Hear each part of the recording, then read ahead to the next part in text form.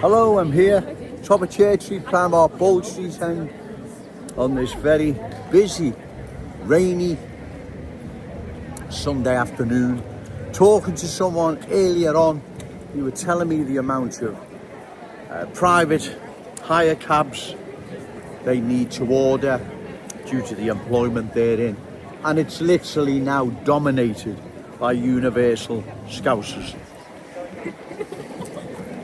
Not saying they all are, but a large percentage, Uber, Delta, whatever, are now universal Scousers. New arrivals. That's another service that's fell into the hands of our adversaries. The black Acne cabs, they seem to be holding out. I've got a good few friends on there. I'll say hello to Michael, Siddy, Brian, Paul, many others. They're on the black cabs. They still seem to be run by Scousers, right? The Uber, Delta, many other private hire cabs, they seem to have fallen and now into the hands of new arrivals, universal Scousers. Now, no one's saying, once again, you shouldn't be allowed to be taxi drivers, but you can see, again, where I'm coming from. They are monopolising all these services, right, that we are dependent on. Want a taxi now? New arrivals.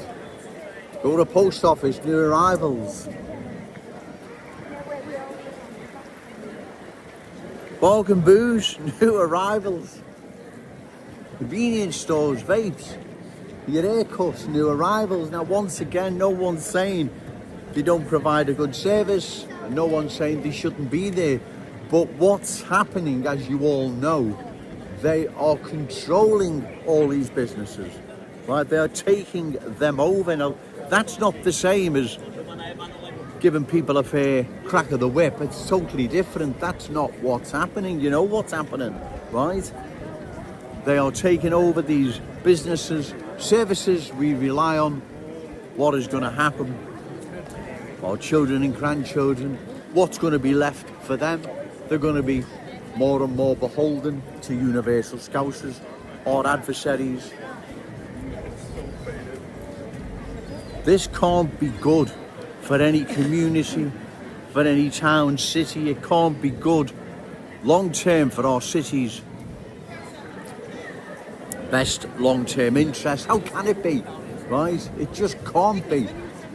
That's why further cultural change needs to be opposed, ladies and gentlemen, right? It's not me having to go at anyone. Small numbers of new arrivals coming into our city, different ways with these value standards or whatever, wouldn't have mattered. But that's not what's happened, is it? Too many have come in with different ways, but these value standards incompatible with our Scouse ways. And like I've said, if the truth be known, the culture that doesn't want to assimilate wants to dominate. They have no intention whatsoever of embracing our Scouse ways, but imposing theirs over ours. We see now what's happening regarding businesses across the city, services that we rely on, falling more and more into the hands of universal Scousers, our adversaries. What else will there be? What else should I say I'm going to hear next that they now dominate? Like I've said, this isn't about, you know, not giving people a fair crack of the whip. I'm all for, you know, people moving into any business, any employment. But that's not what's happening. It's like with the barbers. You've got 4 or 5 barbershops ganging up on one Scouse one. How do you compete with that? Well, you can't. It's the same with convenience stores, right? The convenience shops, right? How do you compete with them? Some of them are open. There's ones in Kensington there, open 24/7. How do you compete with that? You can't compete with it. It's impossible, right? So that's why it needs opposing. We do this at election time, ladies and gentlemen.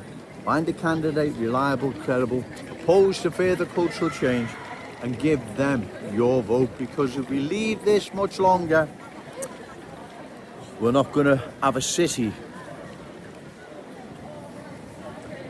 that we're all familiar with. A Scouse city. Yeah, it'll still be here in name, of course it will. Like London's still here in name, like Birmingham is, like Leicester, like many other places. They're all still here in name, but they're not the same places. You know they're not, right? And so that's why we must oppose further cultural change. Bear with me, it's getting very, very busy. Right, that's why we must oppose further cultural change. I mean, come on, it stands to reason if our adversaries are now dominating most services we're reliant on. That can't be good long term. How can it be? What are our children and grandchildren going to inherit? That's what I'm saying. It's not me having to go with anyone. They haven't played fair, have they? Of course they haven't. They know exactly what they're doing, especially the barbers. Right? They know exactly what they're doing. They've monopolised that. They've driven Scouse barbers to the wall. Don't give a toss. You know they don't, right? Yet we're made to believe that it's our duty to let this happen. Well, it's not our duty to let it happen. No one's saying people should be employed in whatever type of business. No one's saying that at all. What I'm saying is too many now are coming into the city and they're dominating what was once Scouse businesses. That's what they're doing. The barbers, exactly. Post offices, places like Bargain Booze and whatever. Right, so that's why it needs opposing, ladies and gentlemen. Can't let this continue indefinitely. Well, you can, but the whole Scouse fabric, if I've said that right, the whole Scouse fabric of our city will change, right? Everything you walk into will be people from a different culture, different ways, beliefs, values, incompatible with ours. You go to school, it's the same. You go to supermarkets, it's the same. You get on the bus, it's the same. Phone a taxi, it's the same. Where is it going to end? That's what I'm saying. So that's why we must all oppose further cultural change. Do this, like I say, at election time. Find a candidate reliable, credible, opposed to further cultural change, and give them your vote. I don't repeat myself, ladies and gentlemen, but I feel I need to hammer home what's at stake here, right? Just try and envisage this, right? Every barber's, every corner shop, every off licence, every taxi, your school, everywhere you go, it's new arrivals, it's universal Scousers. What sort of city are we going to have left? It's not going to be a Scouse city with a Scouse heart and soul. It's going to be a city of universal Scousers that have no roots, no connection, no history, nothing in common with them.